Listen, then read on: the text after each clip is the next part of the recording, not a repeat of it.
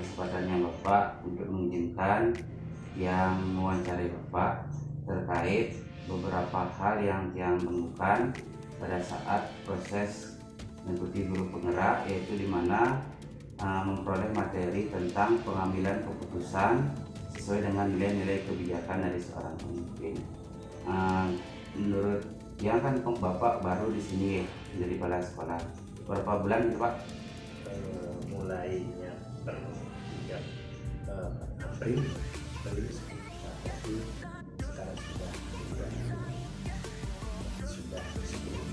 10 bulan, ya.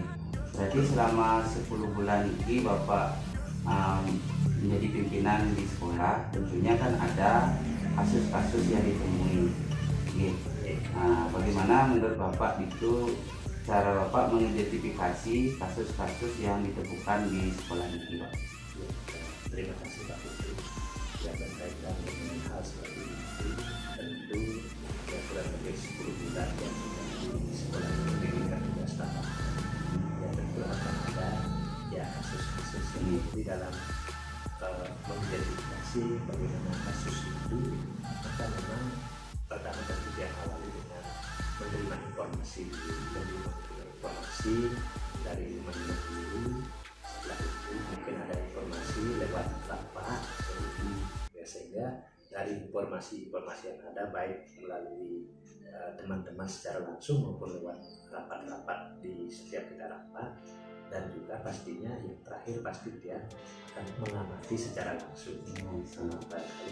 Barangkali yang perlu memang yang sudah lakukan di dalam mengidentifikasi hal seperti itu. Berarti Bapak kan mengamati langsung dan ada masukan-masukan dari teman-teman dan saat rapat. Nah, tentunya karena Bapak akan menemukan sebuah kasus yang tentunya Bapak dalam memutuskan itu ada dua sisi, Pak. Ada yang benar, kemudian kalau memilih kasus ini kan ada yang benar. Kemudian itu kan namanya sebuah dilema etika. Nah, bagaimana langkah Bapak dalam mengambil keputusan tersebut sehingga kita itu dalam keputusan itu tidak ada yang dikorbankan, Pak? Ya, terima kasih. Dalam hal seperti itu, ya namanya dilema etika, tentu kemungkinan dua hal yang sama mungkin sulit diputuskan, tetapi langkah yang di SMP 5 ini tentu selalu mengajak teman-teman. Jadi teman-teman dengan melihat kasus-kasus yang ada, kita diskusikan, kita cari data-datanya, kemudian kita putuskan bersama mana yang terbaik, walaupun yang kita anggap baik itu belum tentu bisa diterima oleh yang bersangkutan, terutama siswa yang mungkin kita berikan sanksi. Tetapi kalau sudah menjadi keputusan daripada rapat atau pertemuan baik dari Dewan Guru maupun staf pimpinan, rasanya hal itu yang sangat kuat untuk dijadikan sebuah keputusan. Berarti dalam Bapak itu kan selama ini yang juga katakan dalam mengambil keputusan kan ada komunikasi, Pak. Ya. Komunikasi dengan teman-teman untuk mengambil keputusan itu. Nah, tentunya Bapak kan juga punya beberapa trik-trik ya agar efektif lah, ada langkah yang efektif dalam menentukan keputusan terhadap sebuah kasus atau dilema. Ada nggak hal-hal yang efektif atau langkah efektif?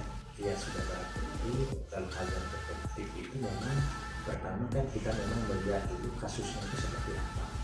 Jadi kasusnya seperti apa sebelum kita putuskan, kita melihat dulu nilai daripada kasus ini berat apa ringan. Tentu tetap kasus ringan maupun berat, langkah yang efektif tentu selalu dia mengajak sebelum mengambil keputusan itu, maka selalu dia ajak di staf pimpinan sebelah staf pimpinan. Ya, kalau bagaimana di staf pimpinan itu baru kita mungkin kalau hal berat sekali mungkin kita akan sampaikan kepada rapat yang itu berarti langkah. Setelah itu kalau sudah terakhir kalau sudah bisa selesai di staf pimpinan, ya langsung kita bisa. Kalau tidak, ya kita lanjut kepada rapat. Berarti kan dari berjenjang tuh, Pak. Dari wakar ya yang harus rapat. Selama ini apakah dalam mengambil keputusan itu Bapak terjadwal, apa ada kasus langsung Bapak dijadwalkan untuk menangani memutuskan sebuah kasus tersebut, Pak? Iya, tentu karena kasus itu kan sifatnya ada hal-hal yang berbeda, ada yang urgent, ada yang bisa melalui tahapan. Contoh misalnya kalau ada anak yang jatuh itu misalnya patah gitu, maka hal itu langsung kita tanpa lagi tetap ada hanya komunikasi dengan orang tua, tetapi tidak memerlukan waktu yang lama, harus kita bawa mereka sampai setelah itu komunikasi. Nah, tentu kalau ada kasus yang lain, misalnya anak-anak yang perlu karena tindakan yang melanggar, tindakan tersebut mungkin tidak jadwal, ya. Jadi sehingga tergantung dari kasus-kasus yang muncul. Jadi intinya ada yang terjadwal, ada juga yang tidak terjadwal. Nah, baik Pak. Tentunya dalam Bapak mengambil sebuah keputusan pasti ada tantangan Pak. Bagaimana bisa diceritakan Pak? Ada tantangan-tantangan apa yang selama 10 bulan Bapak memimpin di sekolah ini? Bisa Bapak diceritakan. Iya. Kalau tantangan ya tentu pasti ada.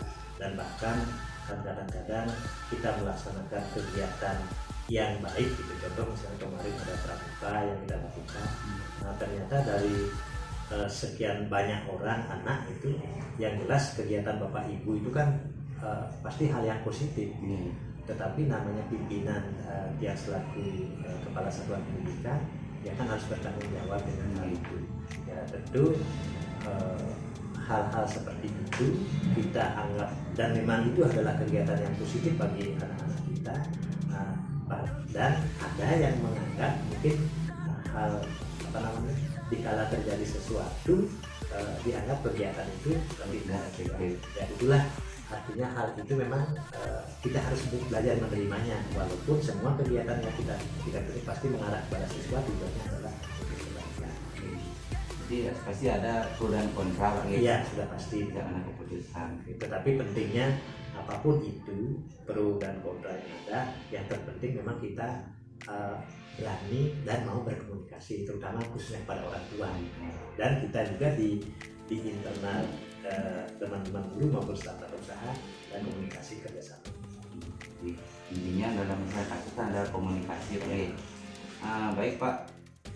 Untuk ini apakah ada faktor-faktor yang selama ini mempermudah atau membantu Bapak? Ada seseorang atau bagaimana yang mempermudah Bapak dalam memutuskan sebuah kasus?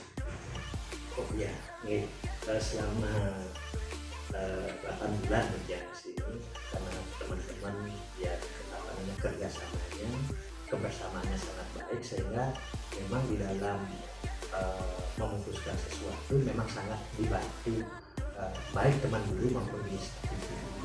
Berarti kekeluargaannya itu sangat bagus. Ini Pak, terima kasih atas kesempatannya yang sudah mampu meluangkan waktu dari Bapak dari kesibukan yang ingin menggali informasi.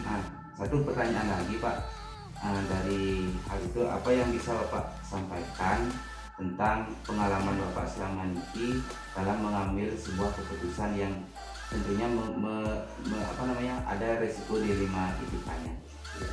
Terima kasih.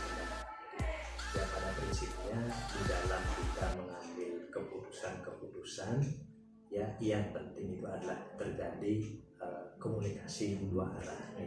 Jadi baik nanti kita kepada siswa, baik itu kepada guru maupun staf pimpinan, itu pentingnya terjadi komunikasi. Apapun keputusan yang kita lakukan, kalau sudah adanya komunikasi yang baik, ya sesuatu hal itu akan bisa kita selesaikan.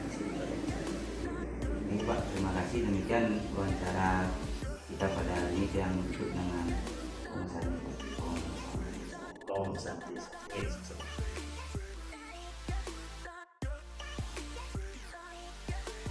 Terima kasih Pak atas kesempatannya dan waktunya yang diberikan.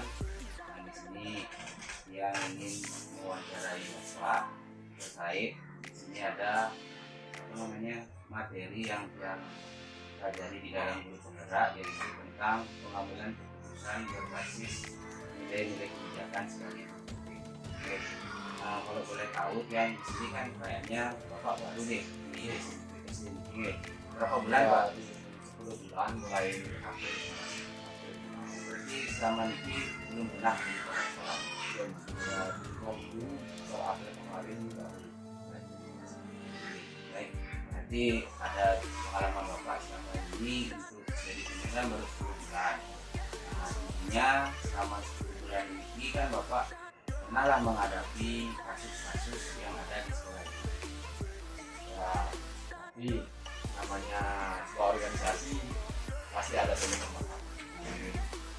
Tentunya di dalam apa namanya penyelesaian kasus-kasus itu kan tentunya Bapak ada apa namanya tentunya ada timbul sebuah dilema dalam urusan ini. Nah, boleh diceritakan Pak, ada kira-kira ada sih kasus yang tentang dilema untuk Bapak dalam menyelesaikan sebuah kasus? Biasanya kalau ada sebuah kasus itu harus analisa dulu.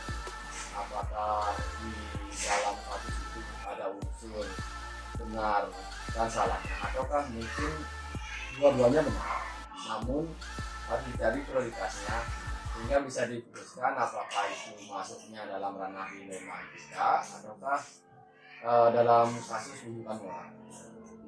Berarti pernah Bapak menyelesaikan kasus ya untuk pilihan antara benar dengan benar itu kan termasuk ke dalam dilema etika.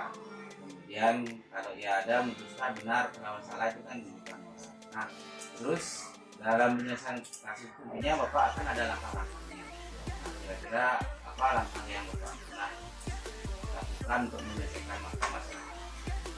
Tentunya langkah pertama ya menganalisa dulu masalahnya, ranah-ranah atau regulasi yang mungkin dilanggar, kemudian pihak-pihak yang terlibat di dalamnya, sehingga nanti kita bisa memutuskan tahapan-tahapan penyelesaian masalah dan siapa saja yang perlu kita ajak dalam penyelesaian masalah. Oke, berarti ada beberapa tahapan yang Bapak ambil. Nah, untuk itu sekarang apa yang Bapak anggap paling efektif untuk menyelesaikan masalah? Yang paling efektif sih untuk kita dahulukan dulu kekeluargaan, mana dengan kekeluargaan itu kita bisa berbicara dari hati ke hati sehingga kita bisa lebih mendalami permasalahan, kemudian untuk mencari solusinya itu pun kita tidak jadinya tidak mengorbankan suatu pihak, jadinya diambil memang jalan terbaik, kemudian dengan jalan kekeluargaan itu kita jadi tidak membuat kesimpulan, kemudian kalau memang tidak bisa dengan jalan itu baru kita gunakan sesuai dengan regulasi. Berarti di sini selama 10 bulan ini Bapak kan memberikan musyawarah ya artinya semua warga sekolah di sini punya dari guru, pendidik maupun staf itu kita Bapak ajak untuk melakukan kasus ini. Oke, baik. Tentunya selama ini untuk melakukan kasus pasti ada tantangan Pak. Karena menjadi tantangan yang sedikit apa namanya kalau ini bagaimana ya, bisa nggak Bapak ceritakan tantangan tersebut? Beberapa tantangan dan hambatannya sih biasanya karena itu lebih terasa sebenarnya, ya apakah itu rasa tidak enak, rasa kasihan, rasa simpati kita dengan teman atau staff, tapi rasa itu yang mungkin bisa menghambat kita dalam mengelola, sehingga untuk menanggulangi permasalahan itu kita ajak semua pihak dengan berpedoman tetap pada regulasi yang ada, sehingga kita tidak menjaminkan perasaan empati atau simpati kepada teman, namun kita tetap menjalankan regulasi yang ada. Berarti artinya semua pimpinan pasti sama tantangannya ya. Pasti yang dihadapi adalah kalau putusan ini gimana perasaan ini kalau mengambil itu tentunya Bapak kan ada apakah ada kasus langsung Bapak bisa mengulangi atau Bapak cari waktu luang dulu untuk menentukan teman-teman. Kalau yang prinsipnya itu lebih cepat lebih baik. Jadi kalau ada kasus sebisa mungkin saya tanggulangi segera. Namun jika kasus itu berulang, artinya sudah kita tangani dan masih terjadi lagi, tentunya kita bawa ini ke dalam rapat yang tentunya diadakan secara berkala, memiliki rapat yang kita dalamnya setiap bulannya, atau mungkin kita rapat yang mengundang pihak-pihak di luar sekolah, misalnya dari komite, wali, ataupun aparat yang terkait. Jadi kalau ada permasalahan yang berulang dan perlu dengan pihak-pihak di luar sekolah, itu kita buat perencanaan dan buat jadwal. Berarti ada kasus yang misalnya langsung bisa ditangani. Kalau yang berulang baru ada rapat. Baik Pak, intinya dalam menyelesaikan masalah tersebut kasus kan ada faktor-faktor Pak ya, faktor-faktor yang selama ini memudahkan Bapak dalam membantu menyelesaikan permasalahan tersebut. Nah, bisa diceritakan Pak apa faktor-faktor yang Kalau selama ini yang mungkin menjadi faktor pendukung atau pembantu di sekolah ini adalah rasa kekeluargaan dan gotong royong yang tinggi dari setiap personel yang ada. Karena dengan rasa kekeluargaan yang tinggi, jadi kita bisa menyelesaikan masalah secara bersama, semua pihak terlibat. Kemudian karena kita merasa dekat dengan kekeluargaan yang bagus, di saat kita melakukan teguran atas kesalahan teman itu, jadi teman itu tidak merasa tersinggung karena sudah merasa dekat pada seperti keluarga. Jadi mungkin itu faktor pendukungnya yang sekarang. berarti selama ya anggap Bapak itu kan singkat di sini 10 bulan berarti sudah ya cepatlah beradaptasi panggil sehingga rasa kekeluargaan itu muncul di sekolah. Nah yang terakhir nih Pak, karena sudah banyak Bapak cerita tentang bagaimana Bapak mengambil sebuah keputusan dalam menyelesaikan sebuah kasus tersebut, tentunya yang ingin mendapatkan sebuah pembelajaran dari Bapak tentang bagaimana pengalaman Bapak dalam memutuskan sebuah kasus ini. Seperti pada umumnya sebuah organisasi tentunya pasti akan menemui permasalahan karena akan ada gesekan atau benturan di antara kita. Jadi kita sebagai pimpinan itu tentunya harus bisa lebih bijak, di mana kita harus melihat regulasi-regulasi yang ada sehingga nanti bisa diambil keputusan sehingga nanti organisasinya itu tetap bisa berjalan menjalankan fungsinya dengan baik, walaupun mungkin di dalam penetapan atau pelaksanaan regulasi yang ada itu kita masih memberikan toleransi yang masih dalam kategori wajar. Ini berarti antara tidak ada benturan yang antara aturan dengan ya kepribadian atau rasa Ya, kita biasa ambil dalam tengah, tetap menggunakan regulasi menjalankan aturan yang ada, namun masih bisa memberikan toleransi yang dalam kategori wajar. Nah ini Pak, terima kasih atas waktunya dan bincang-bincang kita terkait bagaimana Bapak sebagai pimpinan di sekolah ini mampu mengambil sebuah keputusan dengan tetap menerapkan nilai-nilai kebijakan sebagai orang. Terima kasih atas waktunya Pak. Nah, yang kondisi